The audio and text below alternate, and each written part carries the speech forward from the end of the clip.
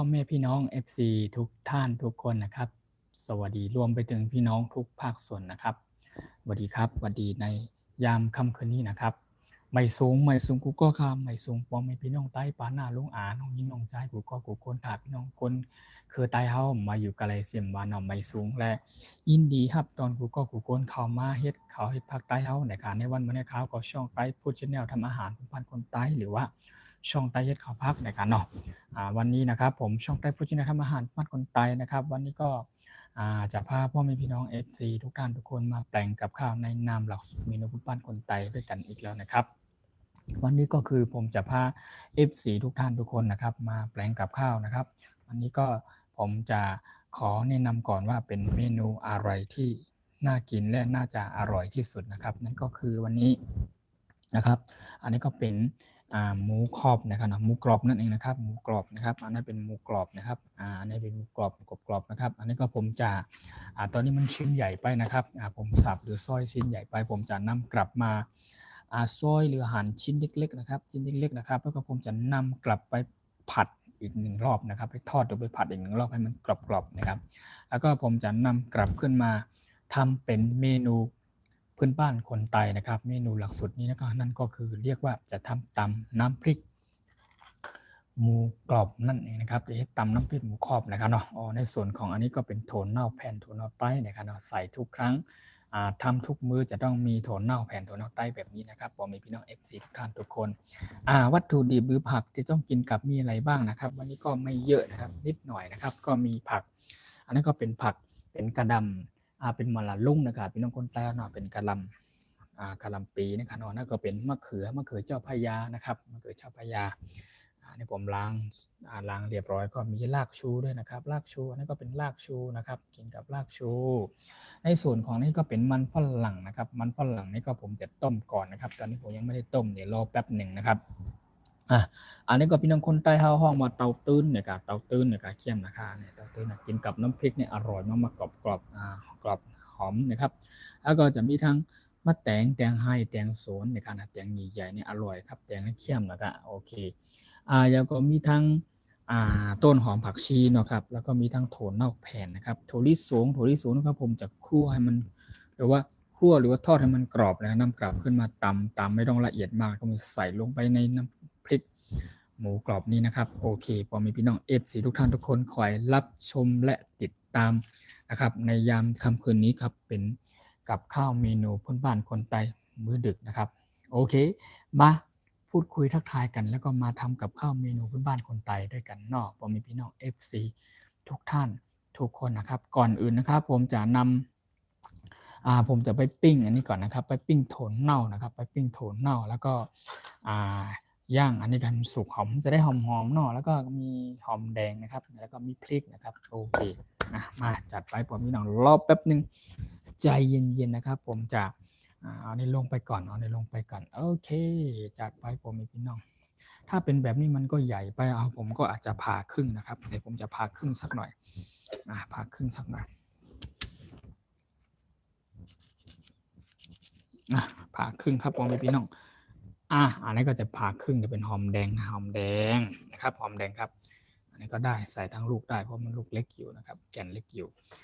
ในส่วนของนี้ก็เป็นพริกนะครับพริกก็จะไปย่างสักหน่อยนะครับนี่ด้วยนะครับโอเคผมพี่น้องโอเค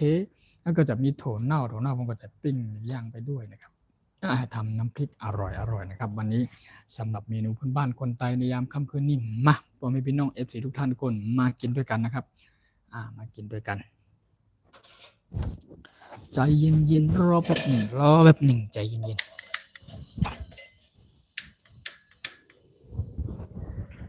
อยู่น้ำแบบนึง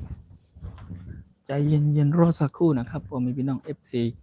ทุกท่านทุกคนนะครับที่เข้ามาติดตามรับชมเป็นกำลังใจให้หน่อโอเครอแป๊บนึงนะครับรอแป๊บนึงผมเขาเรียกว่าอะไรผมไปหากระบอกก่อน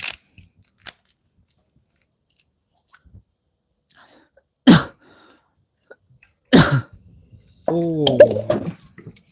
ไม่เลยแป๊บนึงก่อนไม่นะครับไม่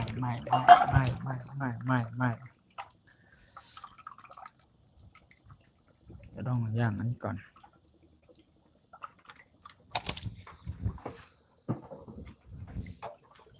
โอเคตอนนี้ก็ผมย่างอันนี้ก่อนย่างหอมแดงก่อนครับว่ามีพี่น้อง FC ทุกท่านทุกคนเนาะโอเคโถนเน่านะครับผมย่างโถนเน่าก่อนโถนเน่ากับพวกนี้ก่อนขอให้สุมาด้วยนะครับผมหายไปแป๊บหนึ่งนะครับใจเย็นครับผมมีพี่น้องย่างพวกนี้ก่อนนะครับจะห้าง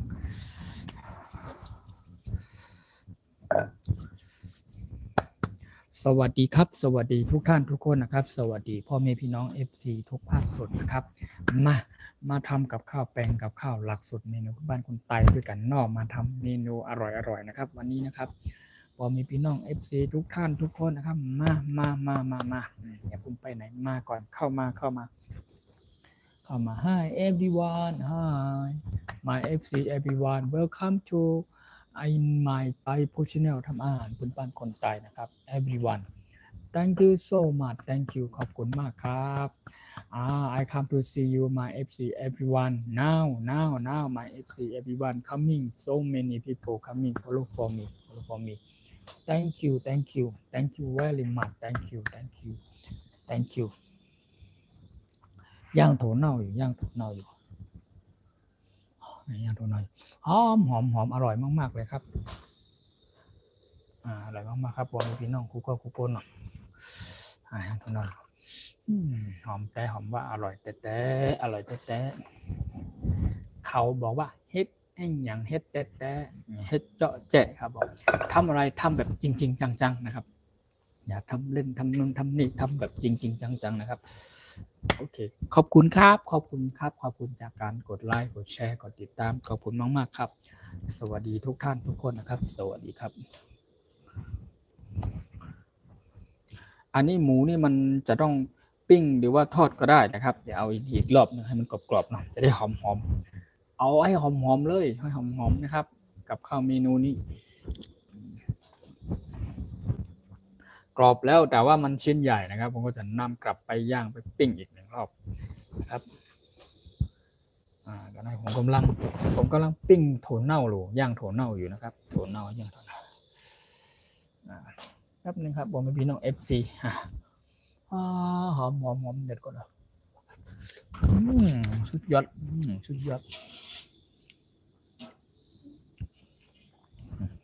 ปิ้งอยู่ครับ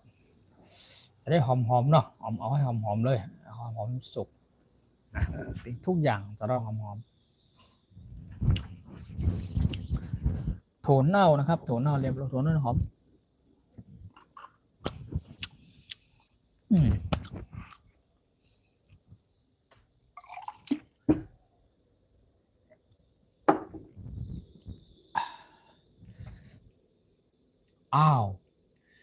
นี่สุดยอดพริกก่อน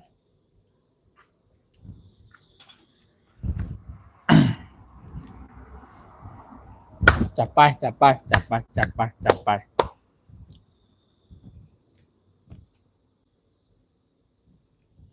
ต้อง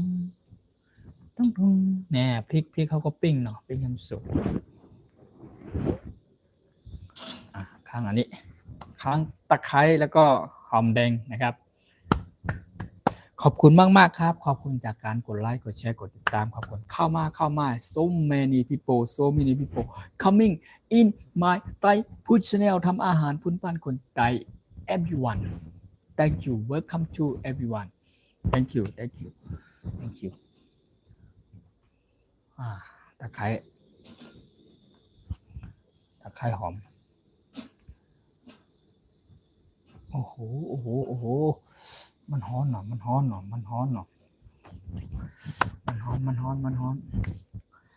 นี่เนี่ยพริกก็หอมเนี่ยหอมขนาดอะไรจะหอมขนาดนี้นะนี่ข้างหอมแดงโอ้สุดยอดครับสุดยอดโอ้เอาให้หอมมาสุกจัดไปต่อไปนะครับผมจะคั่วถั่วลิสงก่อนแล้วก็หลังจากนั้นผมจะเอาหมูนี่ไปอ้อมถ่านย่างก่อนให้มันสุก สุกนะครับสวัสดีครับสวัสดีทั้ง16ท่านทั้ง20ท่านนะครับสวัสดีครับยินดีต้อนรับทุกท่านทุกคนเข้าสู่ช่องไต้ฟู้ดแนลทำอาหารพื้นบ้านคนไต้ทุกๆครั้งนะครับวันนี้ก็มาในนามเมนูพื้นบ้านคนไต้อีกแล้วนะครับจะทำตำน้ำพริกหมูกรอบนะครับตำน้ำพริกหมูกรอบจัดไว้ผมมีพี่น้อง FC ทุกท่านทุกคนนี่หอมที่สุดในโลกเลยเนี่ยหอมที่สุดในโลกเลย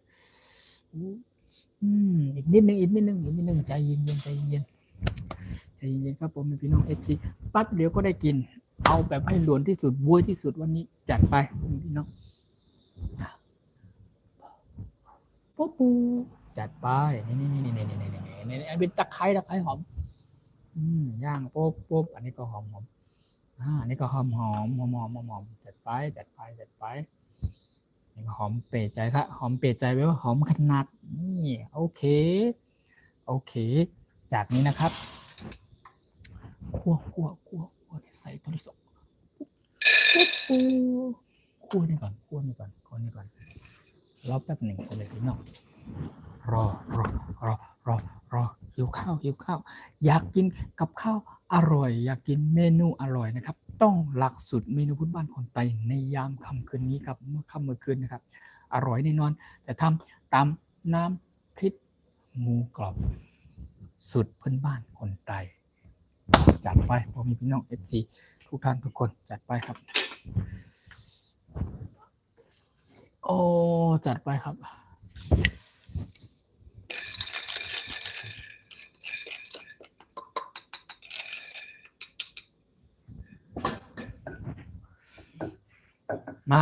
มาทำกับข้าวด้วยกัน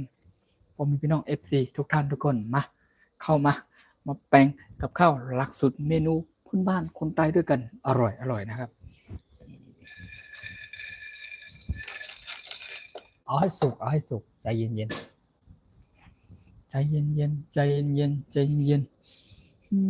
หอมจัดถั่วเน่าไปก่อนสุดยอดครับพ่อแม่พี่น้อง FC ทุกท่านทุกคนมาเป็นกับข้าวด้วยกันมากินกับข้าวด้วยกันมาทำเมนูพื้นบ้านคนใต้ด้วยกัน everyone coming so many people coming follow for me thank you very much thank you everyone thank you you follow for me thank you ขอบคุณมากครับขอบคุณมากครับขอบคุณมากครับขอบคุณจากการกดไลค์กดแชร์กดติดตาม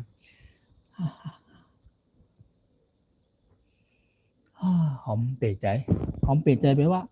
หอมมากจากนี้นะครับหลังจากที่ผม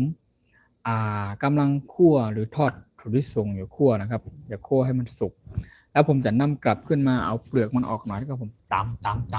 ำทิ้งไว้ตำแล้วใส่ในนี้ทิ้งไว้แล้วก็ผมจะเอาหมูกรอบนี้ไปนี่เป็นเล็งเนี่ยนี่มีก่อนปูจะได้หอมครับจะได้หอมพอมีพี่น้องเนาะจะได้หอมอร่อยครับพอมีพี่น้องทุกท่านทุกคนโอ้อันนี้มันก็สุกแล้วแหละแต่ว่ามันกรอบเรียบร้อยแล้วแต่ว่าอาจจะย่างแบบให้มันหอมเนาะ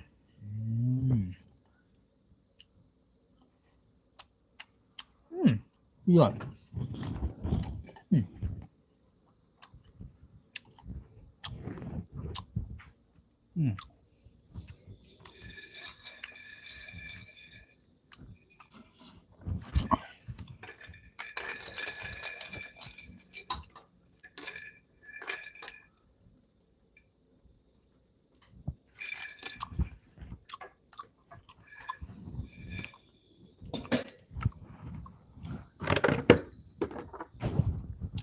แป๊บหนึ่งยังไม่สุกแป๊บหนึ่งใจเย็นถ้ามันคั่วนี่อยู่ถั่วลิสงบอกให้พี่น้อง FC ทุกท่านทุกคนถั่วลิสงไตเมนู people everyone coming มาดู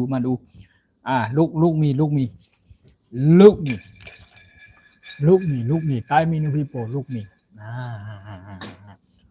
โอ้จัดอันนี้ก่อนข้างอันนี้ นี่แฮมอันนี้แฮมอันนี้แฮมจัดไปอร่อยที่สุดใน3 โลกเลย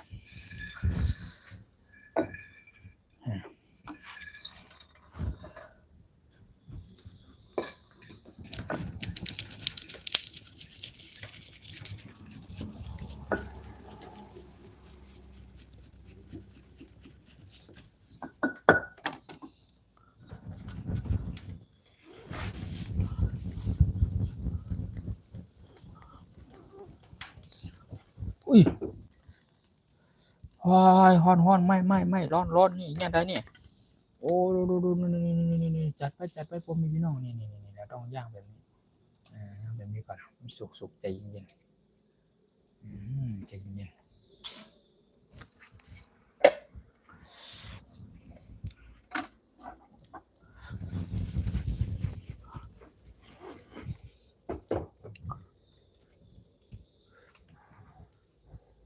ว้าวเอ้ยดูหอมแต๊ะเฮ็ดอีหยังเฮ็ดแต๊ะอย่าทำเล่นๆนะครับนี่นี่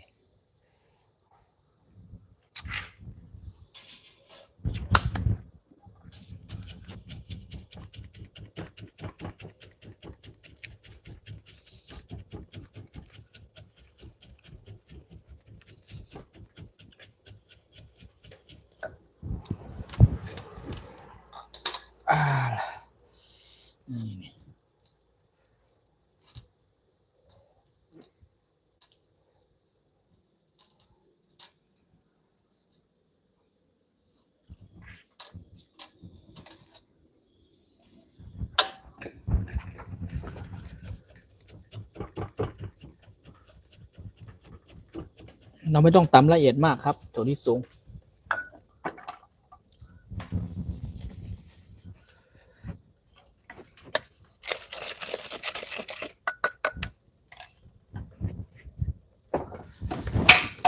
อุ้ยอย่างตกนี่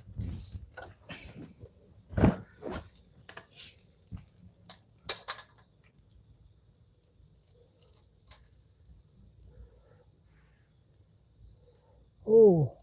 หอมโอ้ดูหอมสุดยอดหอมขนาดจัดไปผมมีพี่น้องหอมขนาด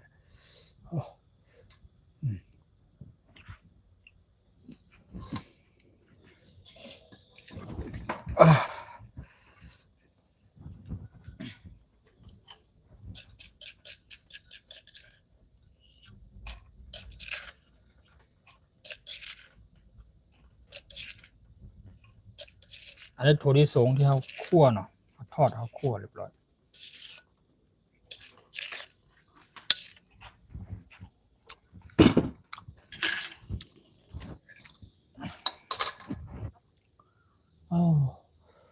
หอมโอ้หอมโอ้หอมเลย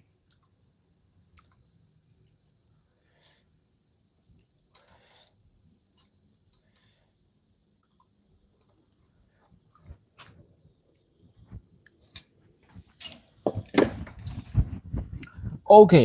นะครับหลังจากนี้นะครับผมก็จะนำอันนี้มาตำก่อน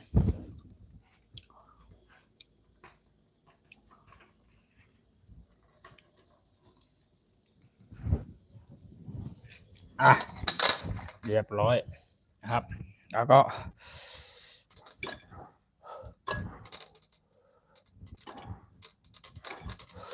กรอบสุกอร่อยอร่อยหอมฮ้อนยาฮ้อนขนาดเลยแบบนี้อร่อยนี่นอนครับผมมีพี่น้อง FC ทุกท่านทุกคนนะครับนะครับอันนี้ก็นี่หมูนี่จัดไปผมมีพี่น้องนี่กรอบโอ้กรอบอร่อยนี่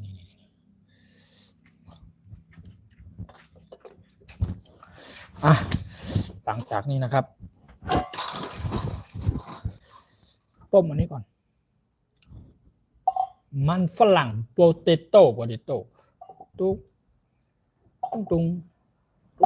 ใส่ไปต้มให้สุกนะครับ จะต้มกินนี่แหละ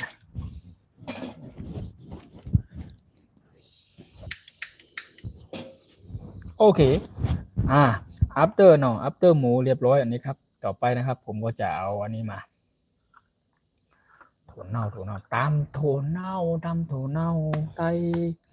ตามถั่วเน่าไต้หวัน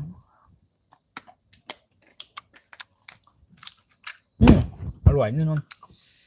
หอมขนาด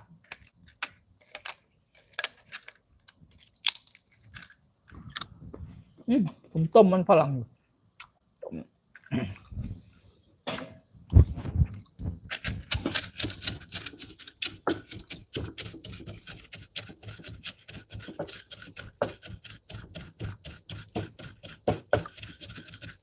Thank you very much. Thank you. Everyone coming. Follow for me. Okay. นี่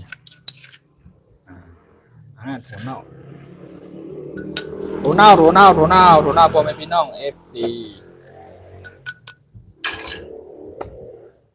ถั่วเน่าเรียบร้อย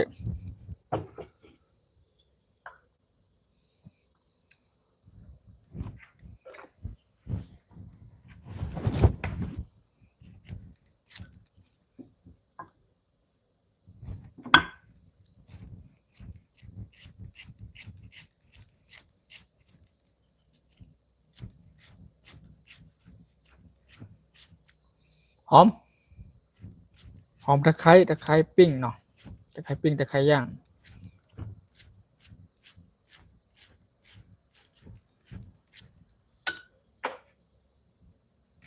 นี่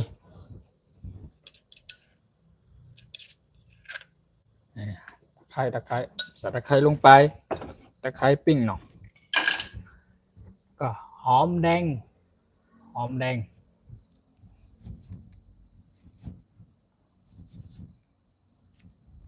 วันนี้ไม่มีเมนูไม่มีหลายอย่างนะครับมีแค่นี้แหละน้ำพริกเนี่ยอร่อยนี่นนอุ้ย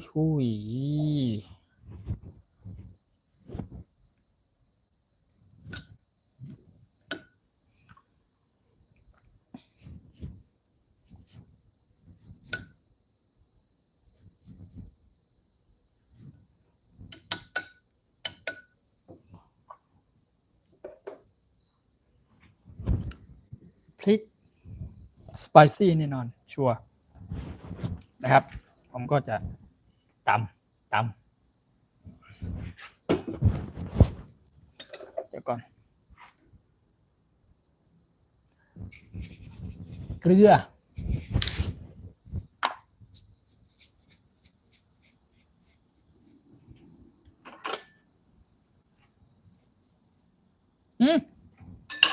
เอาแบบนี้เลยจะได้เห็น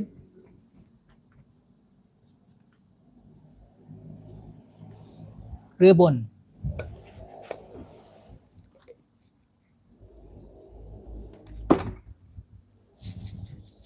ผงชูรส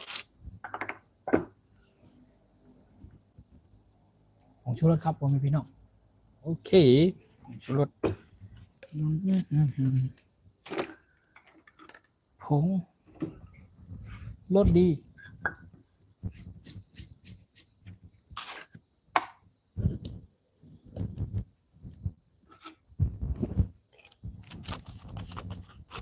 ไปอยู่ก้นนู่นน่ะ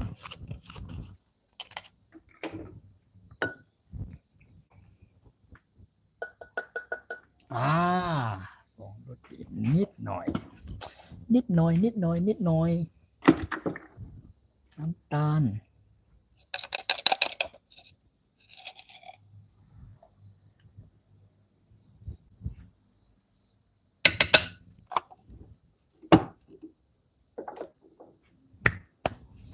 อันนี้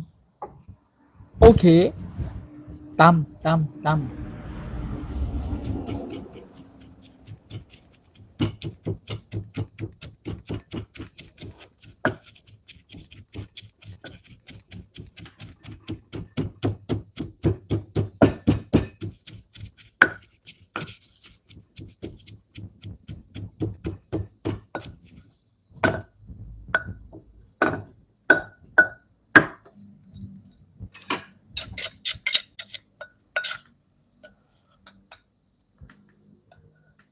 ตำก่อน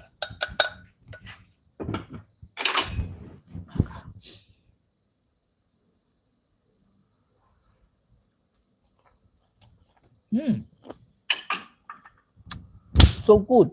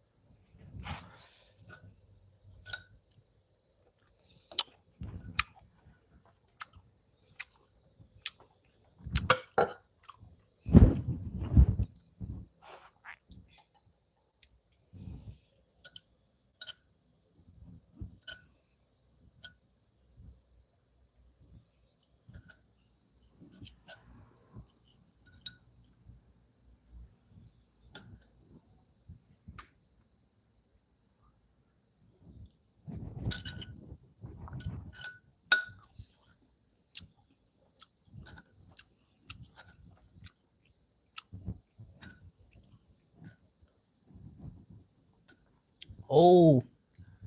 อร่อยมากๆเลยเนี่ย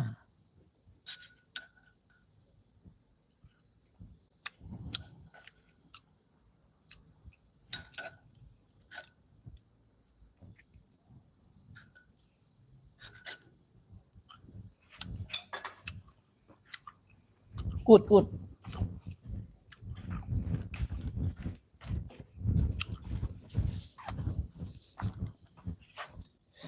ต้มมันอยู่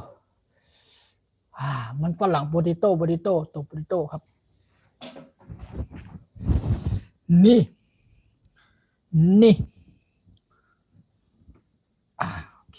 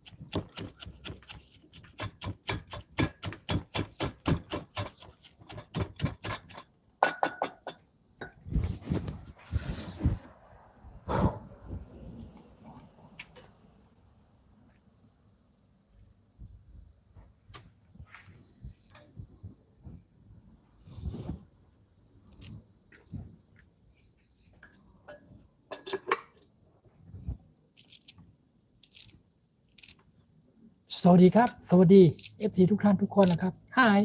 everyone welcome to in my Thai Food Channel ทำอาหารพื้นบ้านคนไทยเร็วๆไปอ่านคอมเมนต์ก่อนโอเคขอโทษนะครับที่อ่านคอมเมนต์ช้าไปหน่อย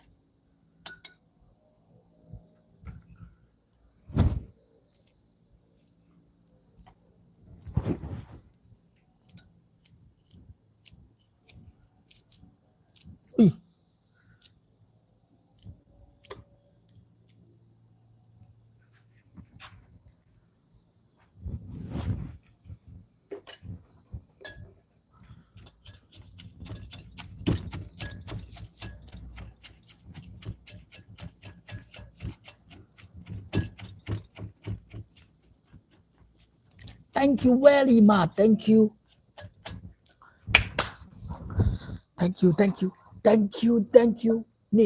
นี่ Oh my god. Oh my god.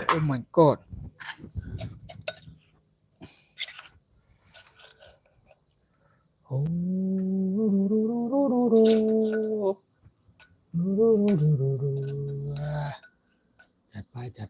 ไปโอเค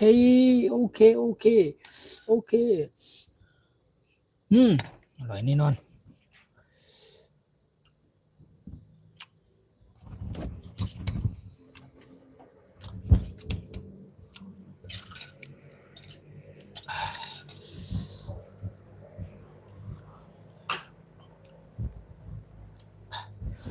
หาถ้วยใส่ก่อนแป๊บนึงหาถ้วยใส่ก่อน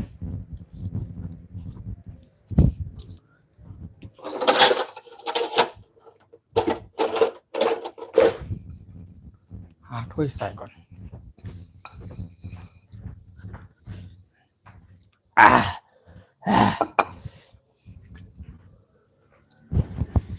อร่อยแน่นอนต่อไปนะครับต่อไปทำอะไรต่อแป๊บนึงทำอะไรต่อนะแป๊บนึง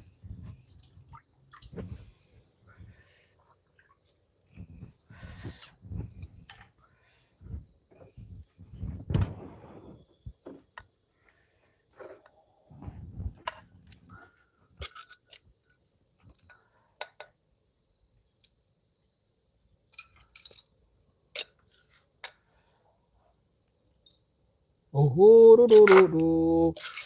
อร่อยแน่นอนพ่อแม่พี่น้องFCทุกท่านตก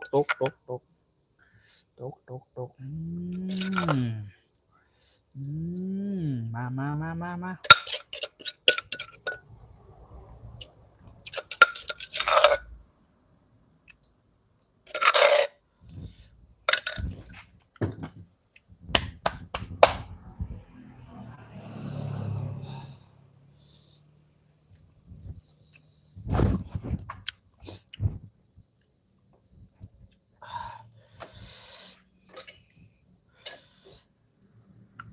ใส่น้ำก่อน thank you so much thank you very much thank you นี่ตำน้ำพริกหมูกรอบนะครับอร่อยแน่นอนครับสวัสดีครับทักทายครับผมก่อนครับพาชมที่ดินสวยทักทายครับขอบคุณครับ thank you very much thank you so much thank you ได้เลยพี่น้อง FC รอก่อนลองมาแต่งกันเนาะลองมาแต่งก่อน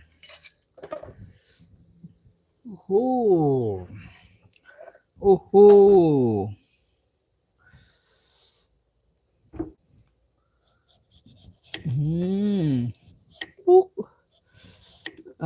จัดไปมาแต่งจัดไปผมมีพี่น้อง FC everyone coming so many people follow for me thank you very much thank you ขอบคุณครับขอบคุณมากครับขอบคุณครับ thank you now 6 people โอเค coming โอ้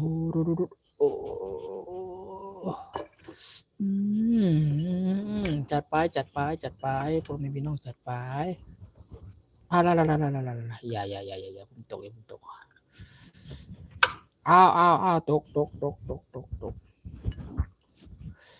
โอ้ตกจัดไป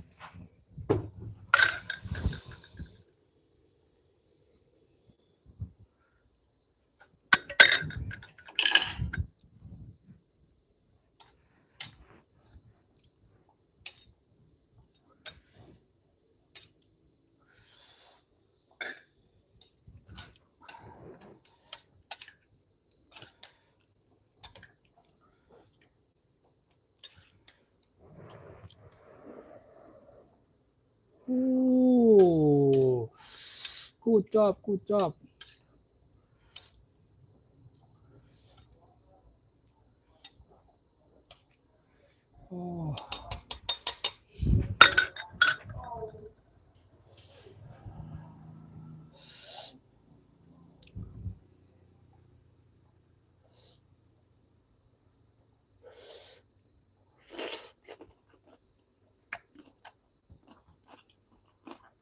โอ้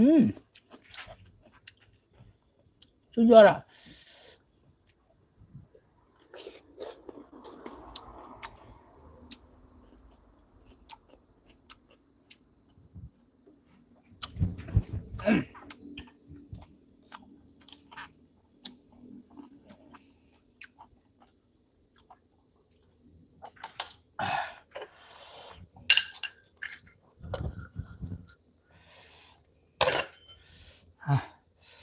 วันนี้เราต้องใส่ข้าวในนี้ละอันนี้ใส่ข้าวในนี้พอ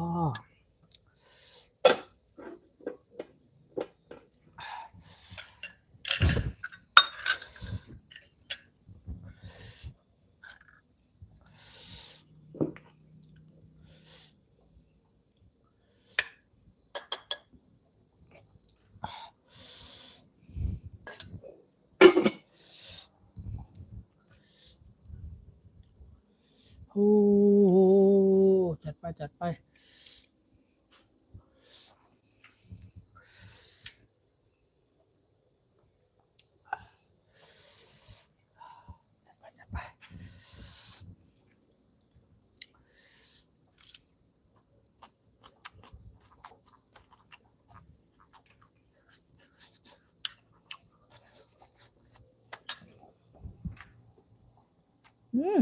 ไม่มีกรอบอ่ะ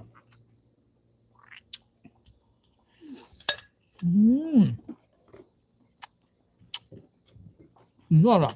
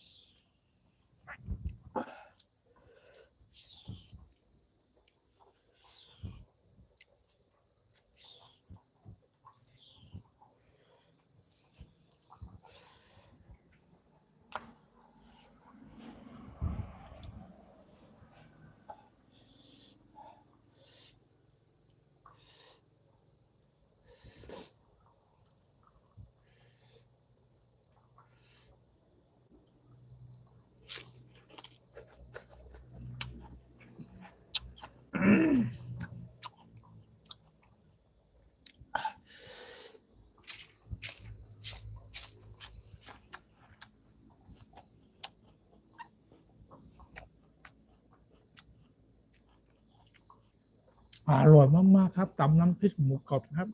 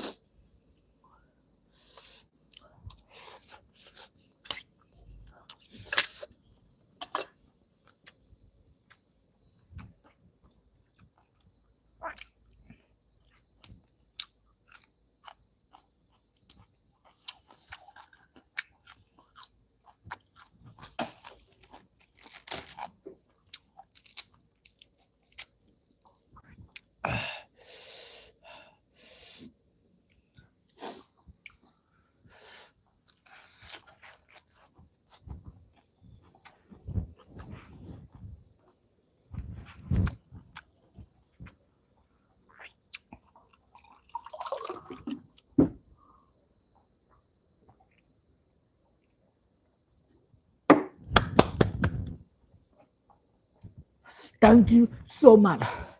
Thank you very much.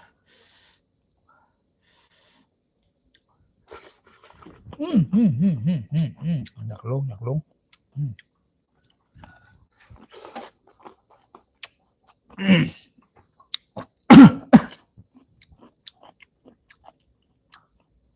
หอมมากๆเลยใกล้ๆเลยหอมตำน้ำพริกหมูสับไม่ใช่หมูสับตำน้ำพริกหมูกรอบเอาเผ็ดเกินพูดผิดเลย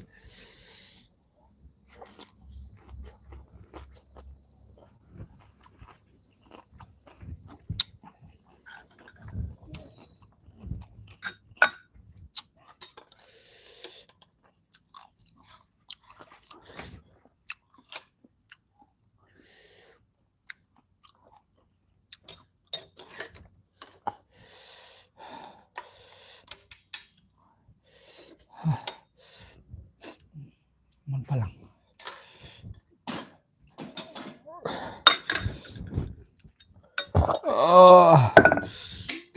สุดยอด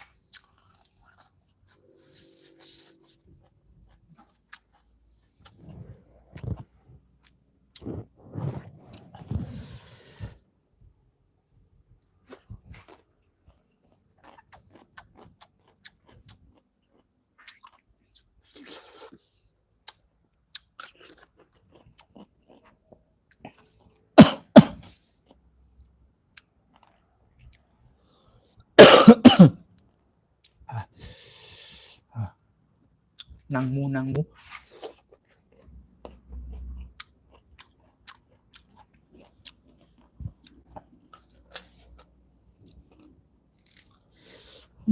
มะเขือเนี่ยอร่อยมากเลย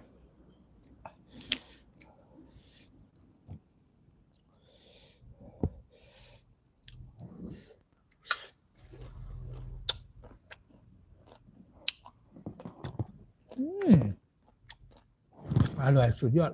ผมพี่น้อง FC ทุกท่านทุกคน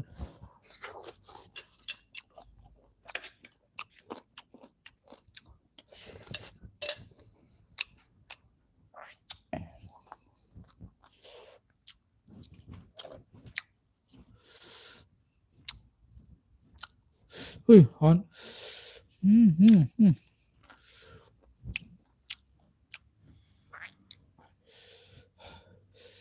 ให้มันเย็นก่อนเนาะ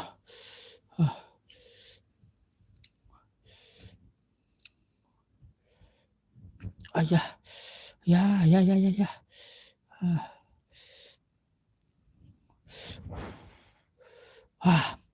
so hot ฮ้อนขนาดเลย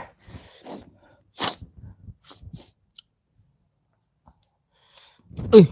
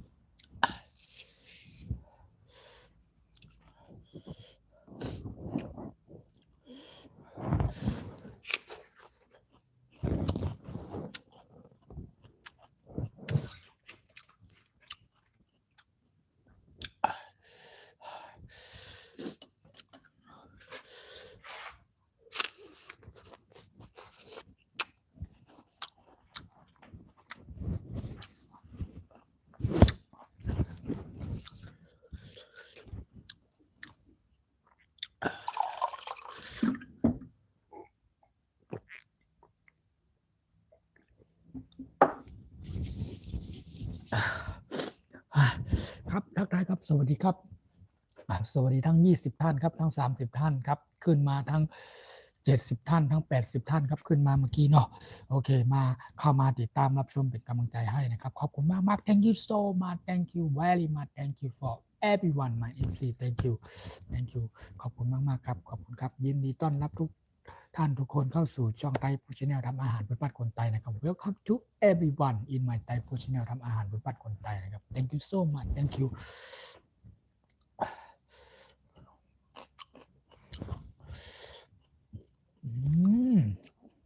จัดไปยก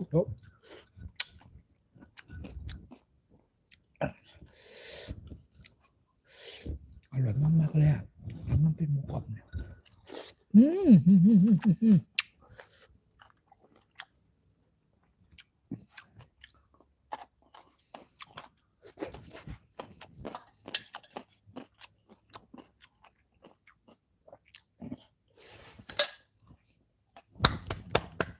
Thank you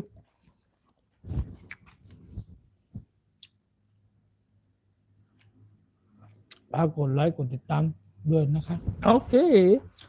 ขอบคุณมากครับ Thank you so much Thank you ขอบคุณครับขอบคุณจากการกดไลค์กดแชร์นะครับ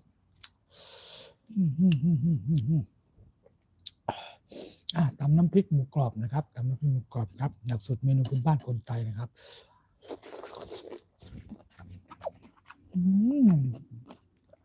อร่อยมากครับทักทายเนอะสวัสดีครับ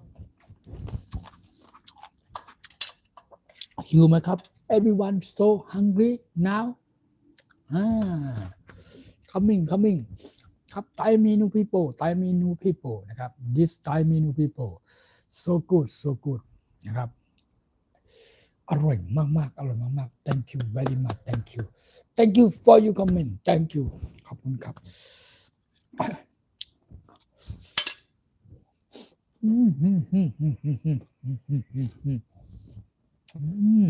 จัดไปไปฟังพี่น้อง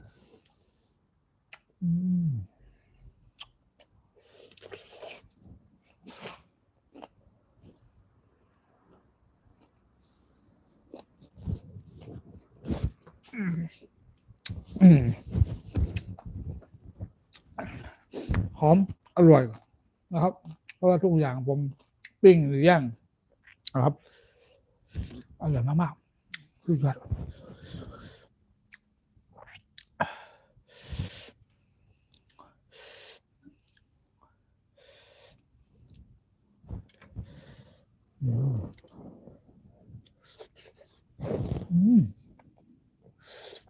มันฝรั่ง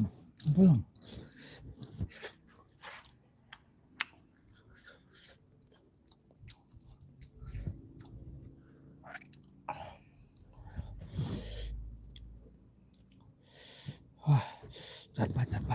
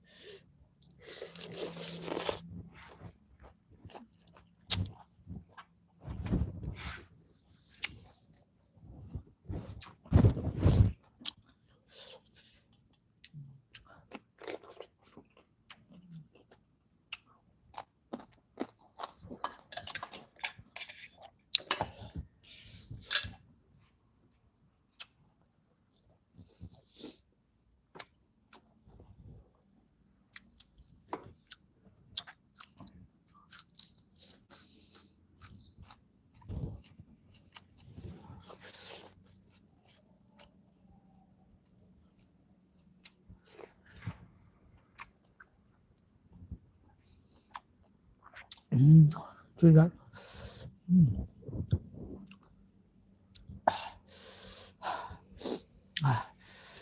น้ำตาน้ำมูกน้ำตาไหลหมดเลย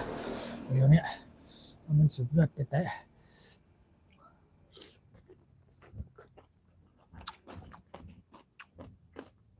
ครับขอบคุณครับทักทายครับสวัสดีครับสวัสดีครับสวัสดี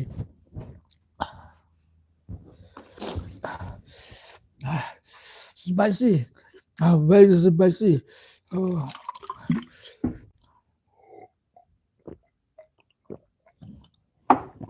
thank you so much thank you very much thank you for you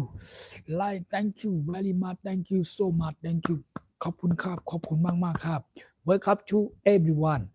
in my Thai food channel ทำอาหารพื้นบ้านคนไทย thank you so much thank you ขอบคุณครับว้าวจัดไปว้าวเอาไปใกล้จะหมดแล้วจัดไปพอพี่น้องสุดยอด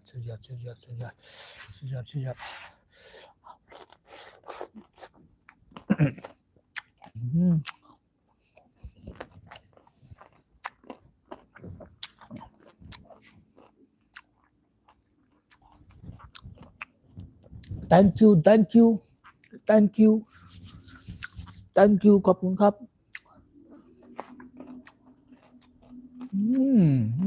สุดยอดมันฝรั่งโปเตโต้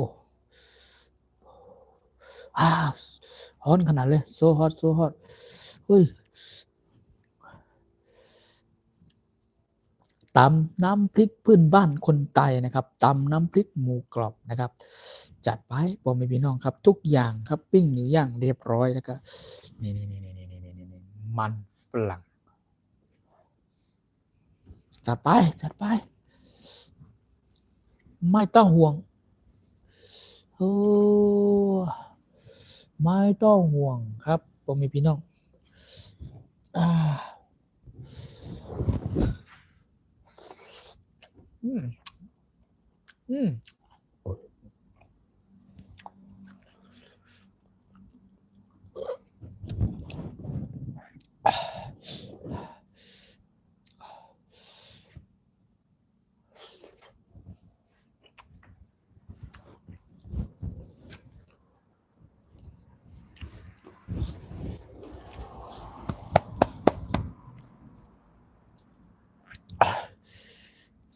เผ็ดก็เผ็ดฮ้อนก็ฮ้อน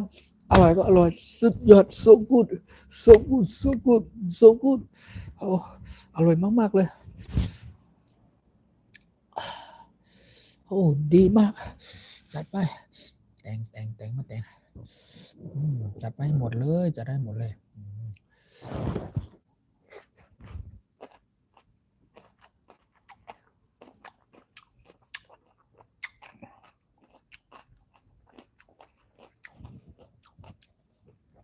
ขอบคุณครับขอบคุณทุกท่านทุกคนนะครับขอบคุณมากครับขอบคุณ อบคุณครับที่เข้ามาติดตามรับชมเป็นกำลังใจให้กดที่มากดหัวใจกดไลค์กดแชร์แล้วก็กดติดตามให้นะครับในช่องใต้พูชแนลทำอาหารพื้นบ้านคนใต้นะครับอร่อยมากๆเลยครับสุดยอดครับสุดยอดจัดไปกินผักแฮมผักนี่รู้สึกอร่อยมากๆเลย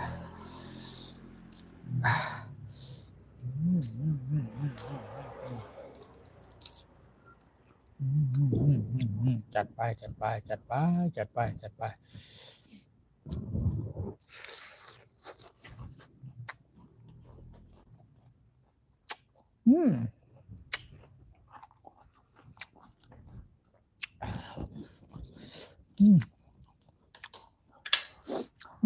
จะหมดละ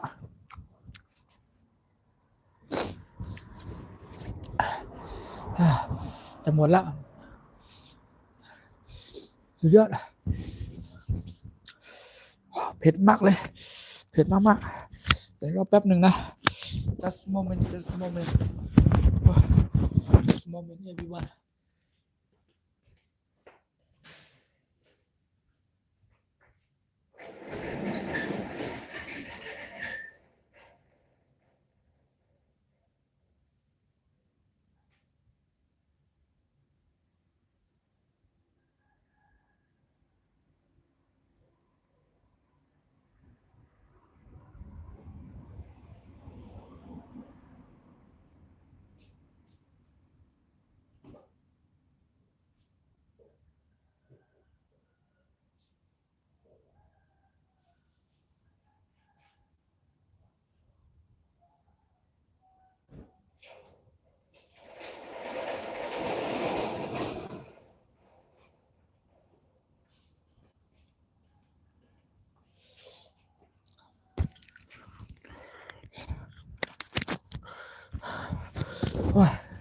ว่าจะไปหายาเผ็ดไหนมันเผ็ดมากๆเลยจะเอาอะไรกินนี่เอาเป็นว่าอะไรจัดไป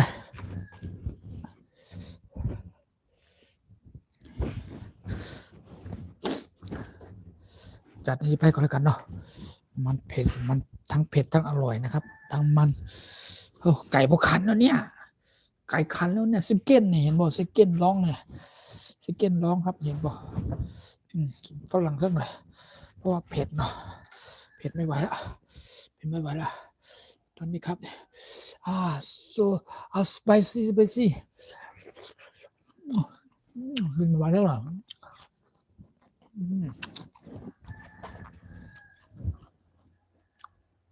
ที่ไหนคะอนุสลาลิมที่ไหนคะภาคเหนือครับภาคเหนือนะครับ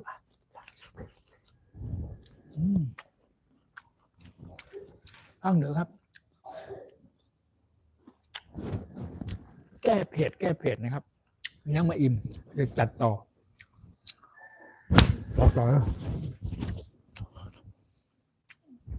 มะเขือ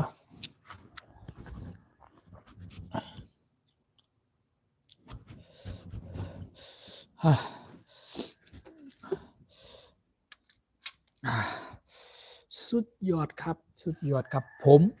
ช่องไต้ปูชิโนทำอาหารพื้นบ้านคนไต้นะครับไม่เพียงแต่ว่าทำเสร็จเรียบร้อยทุกอย่างก็มาชักชวนพอมีพี่น้อง FC ทุกท่านทุกคนมานั่งกินแบบนี้ไม่ใช่แบบนั้นครับผมพาทำนะครับแล้วก็มากินให้ดูทำให้ดูนะครับว่ามีอะไรบ้างวัตถุดิบประกอบต่างๆที่จะต้องใส่ลงไปนะครับในแต่ละหลักสูตรเมนูพื้นบ้านคนไต้นะครับในยามค่ำคืนมื้อดึกนะครับเมื่อค่ำเมื่อคืนเนาะมื้อดึกโอเคนี่ก็เป็นตำน้ำพริกหมูกรอบนะครับพื้นบ้านคนไต้ใส่ถั่วลิสงนะครับอร่อยมากครับสุดนี้หลักสุดเมนูนี้นะครับต้อง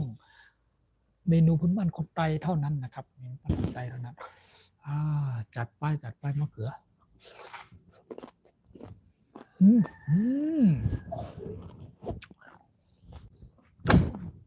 สุดยอดไปก่อนนี้ไม่มีอีกแล้ว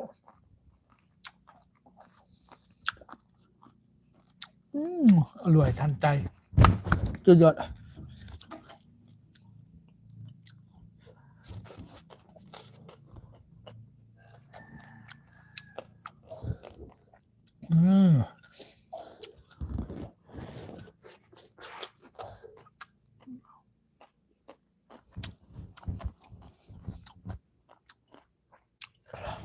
ขอบคุณครับขอบคุณครับขอบคุณครับขอบคุณจากการกดไลค์กดแชร์กดติดตาม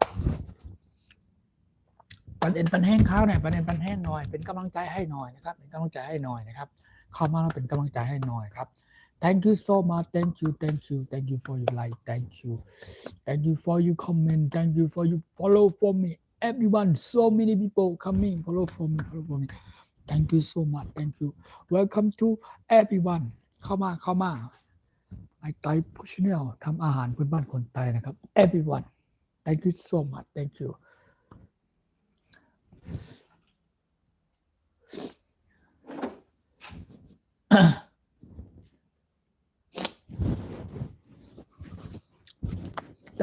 thank you very much thank you เข้ามามันฝรั่งต่อมันฝรั่งครับผมพี่น้อง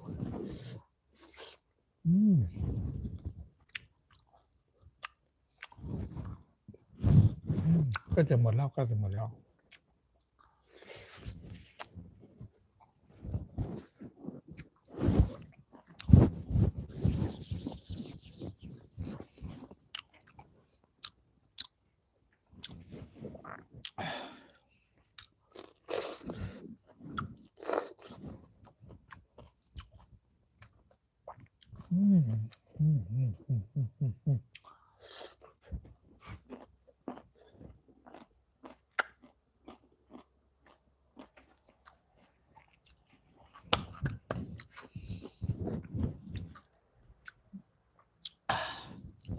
สุดย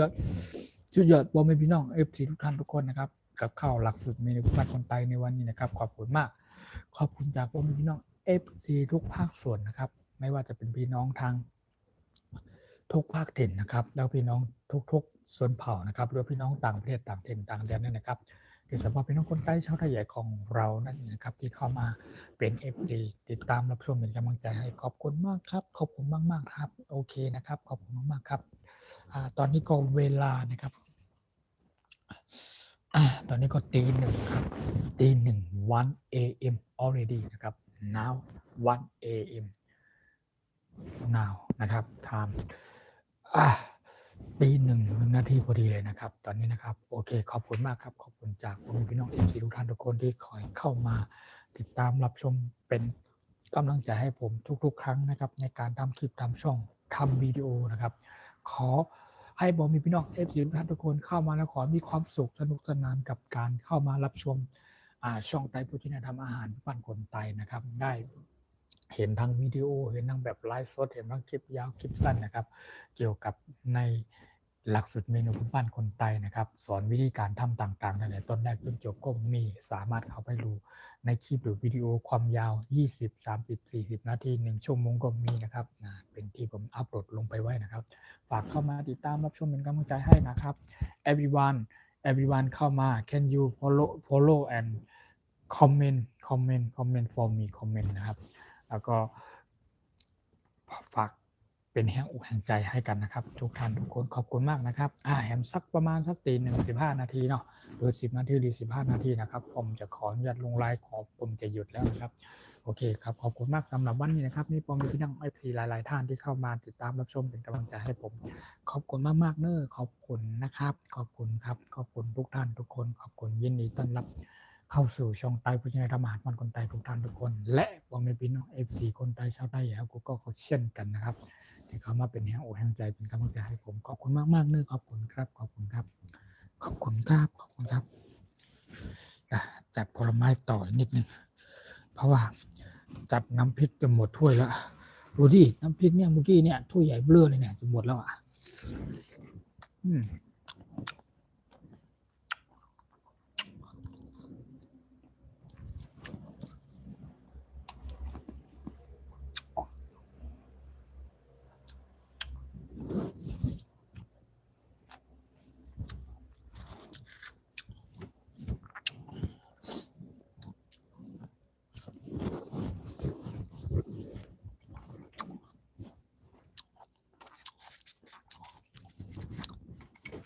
Thank you very much thank you ขอบคุณครับ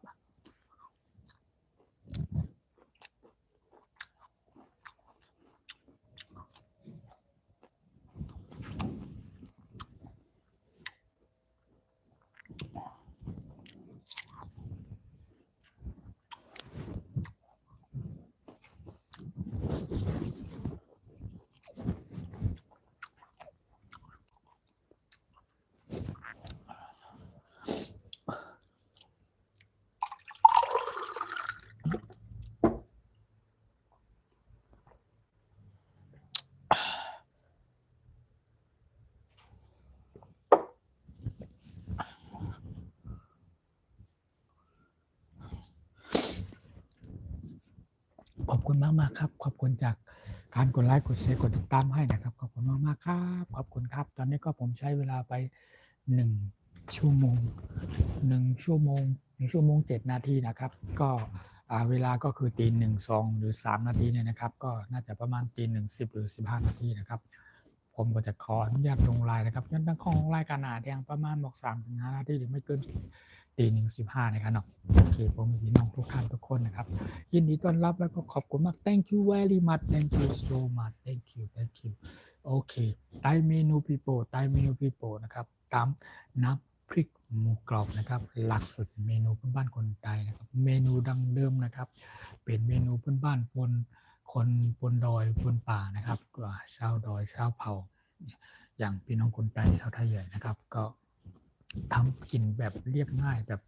ไม่ต้องพิธีพิถันอะไรมากมายครับเป็นน้ำพริกตำน้ำพริกหมูกรอบนะครับใส่ถั่วลิสงนะครับใส่ถั่วลิสงอร่อยมากๆนะครับขอบคุณมากเลยขอบคุณจากการกดไลค์กดแชร์ขอบคุณจากทุกกำลังใจจากพ่อแม่พี่น้อง FC ทุกท่านทุกคนที่เข้ามาเนาะเข้ามาเยี่ยมชมเป็นกำลังใจขอบคุณมากๆครับ thank you very much thank you ขอบคุณมากๆครับขอบคุณครับขอบคุณจากการกดไลค์กดแชร์กดติดตามเข้ามาเนาะโอเคขอบคุณมากๆครับขอบคุณครับโอเค I know อ๋อ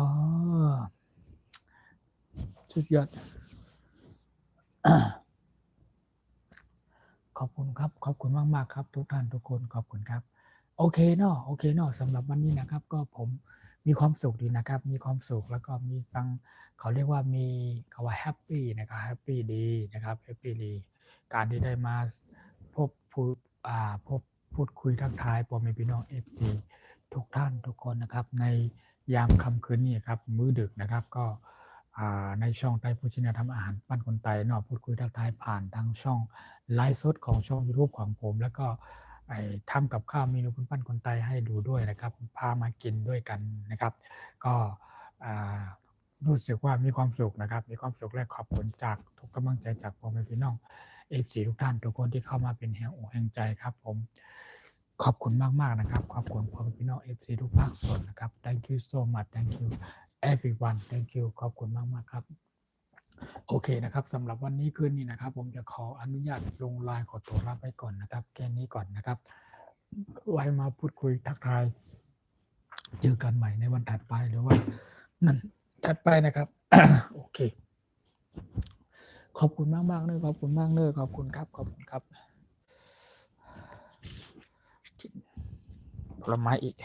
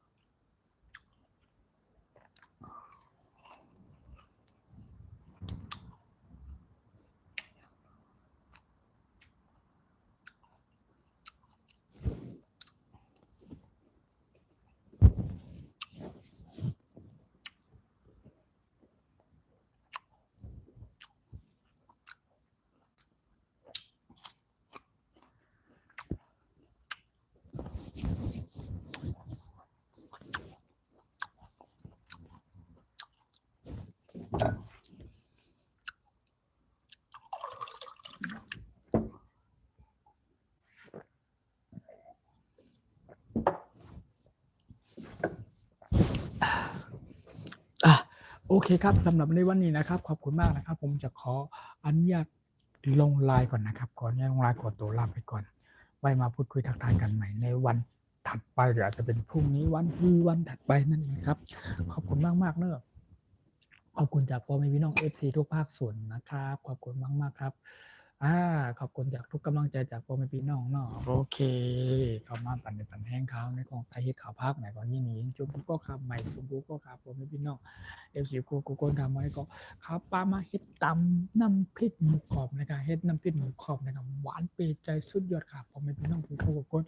เนี่ยบ่ได้ถ้วยบ่ได้เต็มนะเดี๋ยวคือ อิดอ่อนเรียกกันเข้มนะครับผมไว้เพชรนะมั้งสุดยอดครับผมพี่น้องกูโกนกันเนาะนะโอเคขอบคุณมากๆเลยขอบคุณครับยังอยู่15ท่านเข้ามา15ท่านเข้ามาคุดแท็กทายกันก่อน15ท่านผมพี่น้องจัดต่อนะจัดต่อเลยอีกนิดนึงหน่อยอีกนิดนึง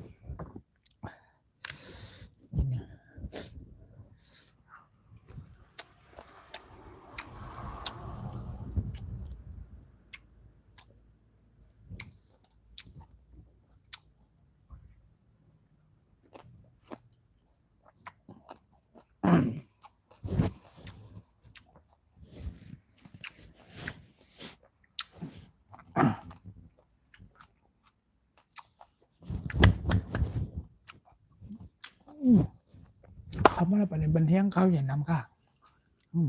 อันนี้บันเทิงเขาอย่างน้ำ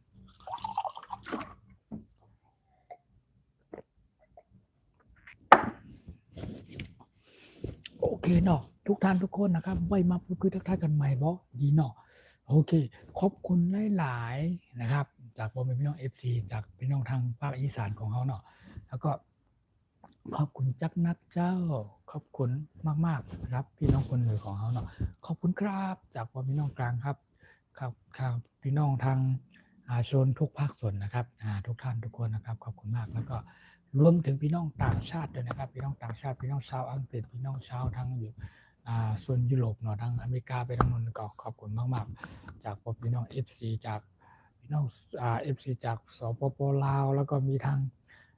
จากพี่น้อง FC จากกัมพูชาเวียดนามทางแถวมาเลเซียสิงคโปร์ทางตอนเหนือของเขาเรียกว่าในประเทศเมียนมานะครับเนาะแล้วก็ทางพี่น้องทางโซนทางอินโดนีเซียนะครับ FC จากอินโดนีเซียมาเลเซียสิงคโปร์นะครับเนาะแล้วก็ FC จากตุรกีก็มีนะครับเนาะที่มี FC จากหลายๆท่านนะครับหลายๆประเทศนะครับที่เข้ามาติดตามรับชมอยู่นะครับมันมีอยู่บางเมนูส่วนมากจะเป็นทุกเมนูนั่นแหละครับผมไม่ค่อยได้อธิบายเป็นภาษาอังกฤษมากในละเอียดเกี่ยวกับเมนูพื้นบ้านคนใต้นะครับเพราะว่าภาษาอังกฤษมันก็ไม่ใช่ภาษาของผมแล้วผมก็ค่อนข้างแบบพูดไม่ค่อยเป็นแล้วก็เราอ่านไม่ค่อยได้อย่างนี้ครับถ้าบางทีก็อาจจะมีการคอมเมนต์จาก FC ต่างประเทศคอมเมนต์เข้ามาแบบนี้มาขออภัยสื่อมาด้วยที่เราอ่านและไม่ถูกหรือว่าตอบคอมเมนต์ไม่ถูกต้องนะครับบางทีเพราะเป็นภาษาอังกฤษเนาะเราก็ไม่ค่อยเข้าใจบางศัพท์นะครับโอเคจริงๆแล้วผมก็อยากจะอธิบายนั่นแหละอยากจะอธิบายเป็นภาษาอังกฤษนะครับแต่มันได้นิดหน่อยนะครับ for English I can a little bit นะครับได้นิดหน่อยนะครับไม่สามารถที่จะอธิบายได้เยอะๆแย่มากมายเลยนะครับขอบคุณมากเลยผมก็พยายามพูดเป็นภาษาหรือว่าสื่อเป็นภาษากลางภาษาภาคกลางนะครับภาษาไทยเราเนาะโอเคในส่วนของพี่น้องคนใต้ชาวไทยใหญ่ก็เช่นกันนะครับก็โกนใหม่สมก็โกนค่ะที่เข้ามาปันแห้งข้าวในของใต้เฮ็ดข้าวผัดนะครับเนาะวันนี้แค่นะครับป้าผมมีพี่น้อง FC ก็โกนมาเฮ็ดตามน้ำพริกหมูขอบใส่โถลิสงนะครับโถลิสงก็คือโถลิ้นนะครับเนาะประมาณนี้ก็ขอบคุณครับไม่สูงก็ข้าน้ำไม่สูงข้าวอีย้อนตั้งคองลงไลน์ก่อนข้าน้ำไว้มาฮุบทบกันใหม่กูก็ขอบคุณครับบายบาย everyone บายบายนะครับ thank you so much thank you ครับขอบคุณมากทุกท่านทุกคนขอให้ฝันดีนะครับทุกท่านทุกคนนะครับบายบายครับกูก็ย้อนให้นนท์พันดีขันนอกผมพี่น้องใต้ชาวไทยอย่างกูก็แล้วก็พี่น้องต่างชาติก็เช่นกัน have a good night นะครับ have a good night and have a good dream นะครับสำหรับในประเทศในเอเชียในเมืองไทยของเราเนาะถ้าเป็นต่างประเทศโซนยุโรปอะไรมูลเปิ้นก็เป็นตอนอาจจะเป็นตอน1 o'clock 2 o'clock 3 o'clock แล้วบ้านเขาเนาะเป็น day time นะบ้านเขาเป็น 2 night เนาะไม่เหมือนกันนะครับไม่เหมือนกันก็โอเคอย่างไรก็ขอบคุณมากขอบคุณจากพ่อแม่พี่น้อง FC ทุกภาคส่วนนะครับขอบคุณมากครับไว้มาพูดคุยทักทายเจอกันใหม่อีกครั้งนึงนะครับไว้มาพบกันแห่งกำเนิดงานพ่อแม่พี่น้องกูก็ขันเนาะโอเค see you again see you everyone see you again นะครับ see you again thank you so much thank you for your comment thank you for your follow for me thank you for your and subscribe share thank you for your like thank you ขอบคุณมากครับขอบคุณมากครับ thank you bye bye everyone okay I come to see you again my FC everyone thank you ขอบคุณมากครับผมอยากขออนุญาตลงไลน์ก่อนนะครับไม่ทรงกูก็เข้าไม่ทรงที่เขาว่าปันแห้งเขาไม่ทรงไม่ทรงครับไม่ทรง ขอบคุณมากๆเนอะขอบคุณมากๆที่เข้ามาเป็นแห้งอกแห้งใจเป็นกำลังใจให้ผมนะครับขอบคุณมากๆครับเข้ามาอ่ะ thank you very much thank you so much thank you for you sticker thank you for your comment thank you for your sticker for where Cambodia no okay อ๋อกัมพูชาโอเคขอบคุณมากครับจากพ่อแม่พี่น้อง FC จาก FC จากกัมพี่น้องกัมพูชาเดี๋ยวพี่น้องกัมพูชานั่นเองนะครับโอเค thank you so much thank you very much ขอบคุณมากครับขอบคุณครับไต้ I am ไต้อ๋อรัชฉานนะครับ M ไต้ครับ M ไต้นะครับในส่วนของอันนี้ก็อันนี้เหลืองเขียวแดงนะครับเหลืองเขียวแดงนะครับเป็นธงชาติของพี่น้องคนไทยชาวไทยนั่นเองนะครับในส่วนของด้านบนนะครับธงชาติไทยของเราเนาะโอเคขอบคุณมากๆเนอะขอบคุณจากพ่อแม่พี่น้อง FC ทุกภาคส่วนนะครับที่เข้ามาเป็นแห้งอกแห้งใจเป็นกำลังใจให้ผมในช่องไทยผู้ที่ทำอาหารบ้านคนไทยยินดีต้อนรับทุกท่านทุกคนนะครับขอบคุณมากเนอะขอบคุณจากการกดไลค์กดแชร์กดติดตามกดคอมเมนต์เข้ามาขอบคุณมากๆครับโอเควันนี้ก็ดึกแล้วนะครับทุกท่านทุกคนนอนหลับฝันดีกันนะครับนอนหลับฝันดีกันโอเคทุกท่านทุกคนนะครับไว้มาพูดคุยทักทายเจอกันใหม่อีกครั้งนึงนะครับ I think so many people so sleeping now นะครับโอเค see you again maybe tomorrow I think in afternoon or in the evening นะครับไม่แน่ใจเหมือนกันอาจจะเป็นพรุ่งนี้ช่วงบ่ายหรือช่วงในยามเมื่อค่ำเมื่อคืนมาเจอกันอีกครั้ง see you again my FC everyone ขอบคุณครับขอบคุณมากๆครับขอบคุณครับขอบคุณจากการกดไลค์กดแชร์กดติดตามเข้ามาเนาะโอเค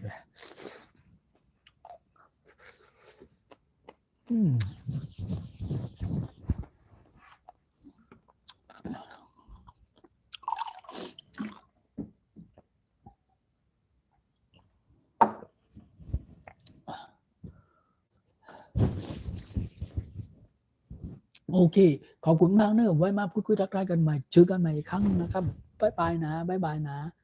ยครับคุณก็16 ท่านเข้ามาอยู่โอ้ thank you very much thank you ขอบคุณครับขอบคุณจากปอมิโน FC ทั้ง16 ท่านที่ยังเข้ามาติดตามรับชมเป็นกำลังใจให้ผมอยู่ขอบคุณมากครับขอบคุณครับยินดีต้อนรับเข้าสู่ช่องไทยผู้ชแนลการทำอาหารบ้านคนไทย everyone นะครับขอบคุณมากเข้ามาfollow for me follow and subscribe share ผม thank you for you follow ครับ everyone ขอบคุณครับยินดีต้อนรับครับผมพี่น้อง FC ครับเข้ามาติดตามรับชมเป็นกำลังใจให้นะครับขอบคุณมากครับขอบคุณครับในวันถัดไปเจอกันใหม่เนาะ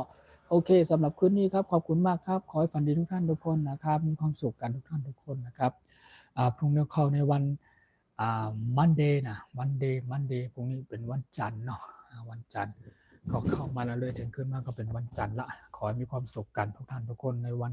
พรุ่งนี้นะครับในวันพรุ่งนี้เขาเรียกว่าอะไรวะhappy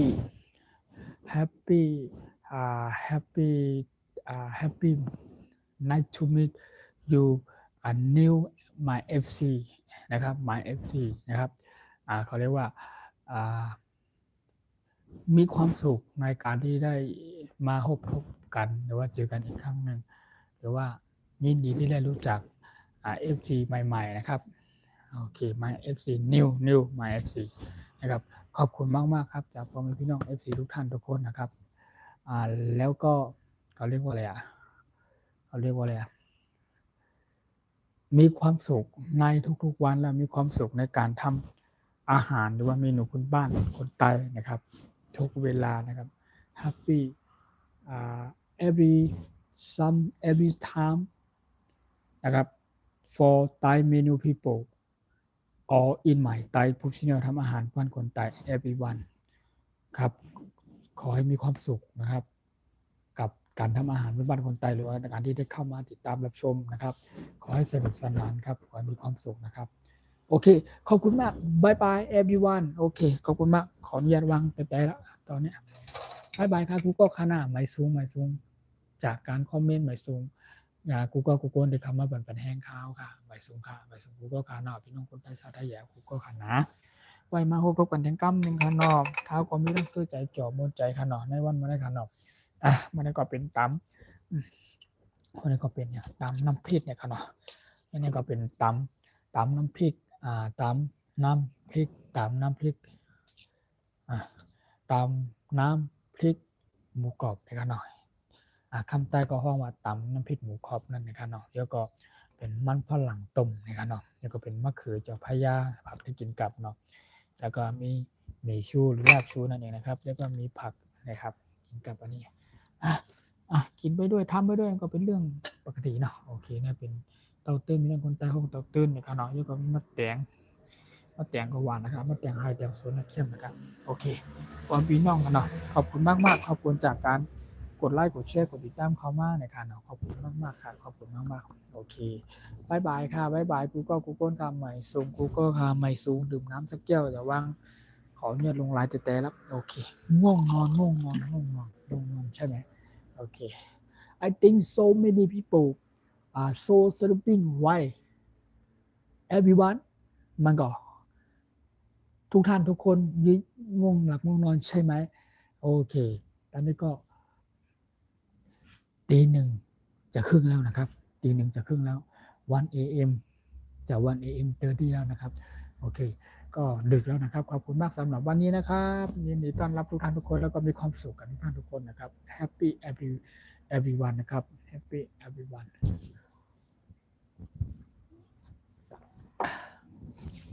โอเคบายบาย